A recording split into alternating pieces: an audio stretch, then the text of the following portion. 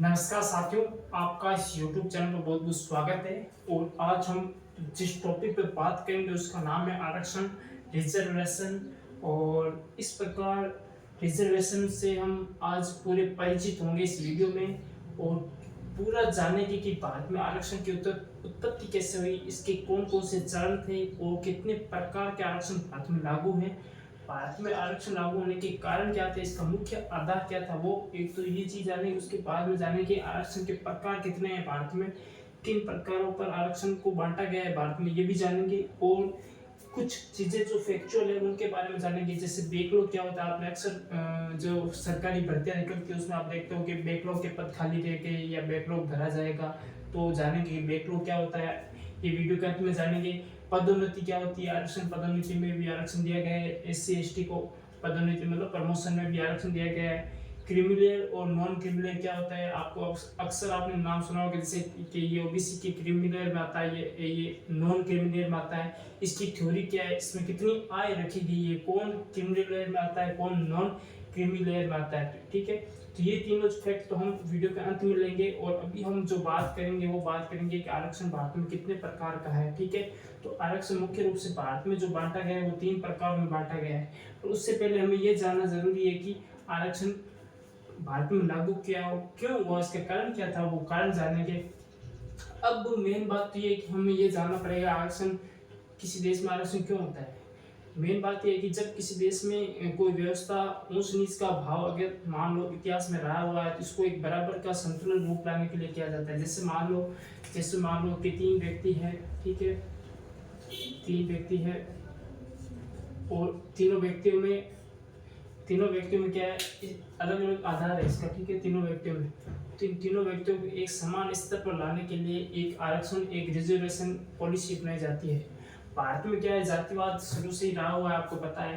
तो जातिवाद रहा है, इससे क्या है, जो जातियां, जो पिछड़ी हुई जातियां थी, जो दलित की जातियां थी, उनको ज्यादा दबाया गया। तो इस वजह से क्या है, भारत में आरक्षण की थ्योरी ला गई कि जो पिछड़ी हुई जातियां, जो नीचे की जो जनजाति, अनुसूचित जाति हैं, ओबीसी की जो जाति है, उनको एक उच्च वर्ण की जो जातियां, उनके समान स्तर में सामाजिक रूप से एक समानता लाने के लिए मुख्य रूप से आरक्षण लागू किया गया था। जैसे मान लो भारत में मान लो ओबीसी, जनरल, एससी एसटी, ये एक प्रकार की जातियों का एक वर्ग बनाया हुआ है, इस आधार पर आरक्षण दिया गया है। अब जो आपको पता हो तो आरक्षण मुख्य रूप से तो आप देखते हैं कि एससी एसटी ओबीसी को दिया गया था, मुख्य रूप से तो 3 जातियों को दिया गया था शुरुआत में, ठीक है ना।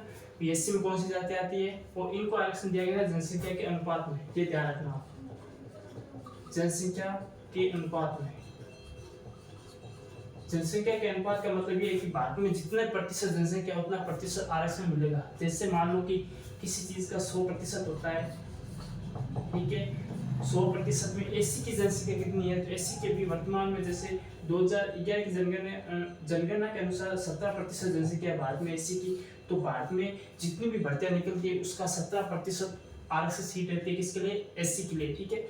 एसटी के लिए जो बनाया गया था वो था 13% जो जनसंख्या है एसटी की, ठीक है, एससी की ऊपर वाली, ठीक है, और ये नीचे वाली एसटी की। तो 13% एसटी को आरक्षण मिल गया। जो 100 सीटें निकलेगी तो उसके 13 पद किसके मिलेंगे, एसटी को मिलेंगे, और 100 पद निकलेंगे उसमें से 17 पद किसको मिलेंगे, और एससी को मिलेंगे, ठीक है।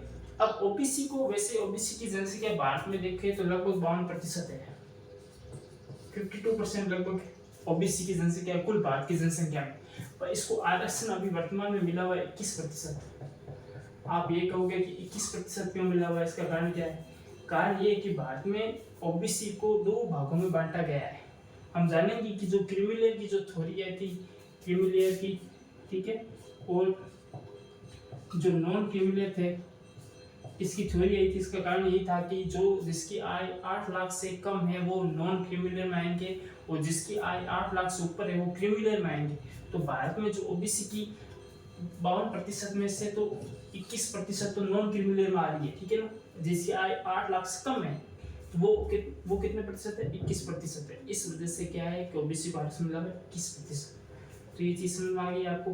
अब आपको ये ध्यान रखना है कि शिक्षण संस्थाओं में, सरकारी नौकरी में और राजनीतिक आरक्षण, ये 3 प्रकार में भारत में आज जो आरक्षण है वो 3 प्रकार में बांटा गया है, ठीक है। तो सबसे पहले आपको ध्यान रखना है किस में बांटा गया है, शिक्षण संस्थाओं में, सरकारी नौकरी में आरक्षण और राजनीतिक आरक्षण। तीनों के बारे में आपने जरूर पढ़ा होगा। अब बात ये है कि जो शिक्षण संस्थाओं में आरक्षण आपको मिला हुआ है, शिक्षण संस्थाओं का मतलब है कि आप जिस शिक्षण संस्था में प्रवेश लेते हैं तब आपको जो प्रवेश एग्जाम होता है उसमें आपको आरक्षण मिलता है, ठीक है ना। प्रवेश एग्जाम जैसे आपने नीट का एग्जाम देते हो आप, ठीक है। उसके अलावा आप जैसे एंट्रेंस एग्जाम होते हैं, बहुत से एग्जाम में एनटीए का होता है, यूजीसी का होता है, जो एंट्रेंस एग्जाम होता है कॉलेज के, उसमें आरक्षण मिलता है। वो आरक्षण किस में आएगा? शिक्षण संस्था में आरक्षण आएगा, ठीक है। पहले तो मैं आपको मोटा मोटी पहले ऊपर वाली चीजें बताता हूँ, उसके बाद में सरकारी नौकरी में आरक्षण।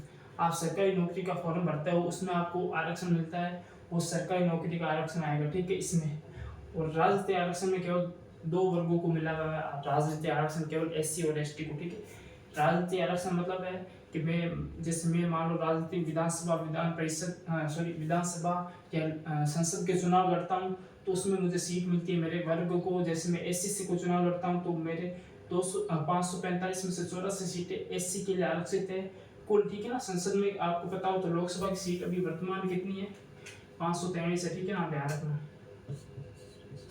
543 सीटें हैं। 543 सीटों में से एससी को कितनी सीटें आरक्षित है? 84, और एसटी को है 47 सीट, ठीक है।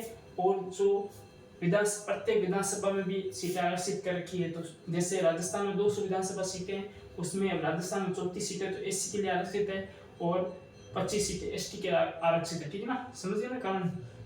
200 सीटें हैं, 200 सीटें में से एससी को कितनी है? 34, और एसटी को कितनी है? 25। ये ध्यान रखना आप, ठीक है ना।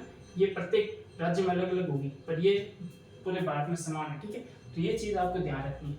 अब सरकारी नौकरी में आरक्षण आपको अनुच्छेद 16(4) के तहत एससी एसटी ओबीसी को आरक्षण मिलता है, और अनुच्छेद 16(6) में जो जोड़ा गया था वो आरक्षण मिलता है ईडब्ल्यूएस को। कितना प्रतिशत मिलता है? 10%। ये ध्यान रखना, ठीक है।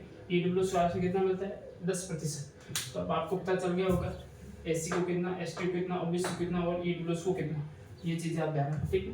कोई भी अगर आपसे प्रश्न पूछे कि एससी को आरक्षण कितना मिला हुआ है, ओबीसी को कितना है, एसटी ईडब्ल्यूएस को कितना है, तो आप बता सकते हो। अब बात करते हैं शिक्षण संस्था में प्रवेश के माध्यम से आरक्षण। शिक्षण संस्था में प्रवेश के माध्यम से आरक्षण मिला है 15(4) के तहत मिला हुआ है एससी एसटी ओबीसी को, और 15(6) के तहत मिला हुआ है ईडब्ल्यूएस को। ये ध्यान रखना, ईडब्ल्यूएस को मिला था 15(6) के तहत, ये ठीक ना। ये जो अनुच्छेद के अंदर जो सब क्लोज बना हुआ है ब्रैकेट में, इसको सब क्लोज बोलते हैं, ठीक है।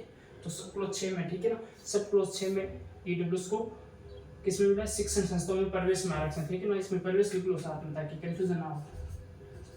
प्रवेश में आरक्षण, ठीक है।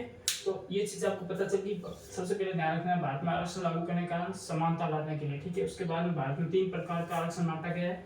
शिक्षण संस्था में प्रवेश का आरक्षण, जिसमें हम प्रवेश लेते हैं, सरकारी नौकरी में आरक्षण, और राजनीतिक आरक्षण, ठीक है। ये 3 प्रकार हो गए। अब बात करेंगे बैकलॉग के बारे में। कई बार क्या होता है, कई बार सरकार जैसे कोई भर्ती निकालती है 100 पदों की, 100 पदों की मान लो कोई सरकार भर्ती निकालती है, और उसमें से आरक्षित सीटें मान लो प्रत्येक वर्ग को अलग अलग बनी हुई है, पर उस वर्ग के अनुरूप उतने आदमी अगर इस व्यक्ति को नहीं मिले भर्ती वाली संस्था को, तो वो सीट खाली रह जाती है। तो वो सीट अगली वापस भर्ती आती है उस विभाग की, तब वो सीट वापस भरी जाती है, तो उसको बोलते हैं बैकलॉग। बैकलॉग मतलब पीछे का लोग, पीछे की जो सीटें खाली रह गई थी अब नई भर्ती में भरी जाएगी वापस। पदोन्नति का मतलब प्रमोशन, ठीक है ना। एससी और एसटी को प्रमोशन में आरक्षण मिला हुआ है, ये ध्यान रखना आपको, ठीक है। प्रमोशन मतलब जैसे आप मान लो 10 साल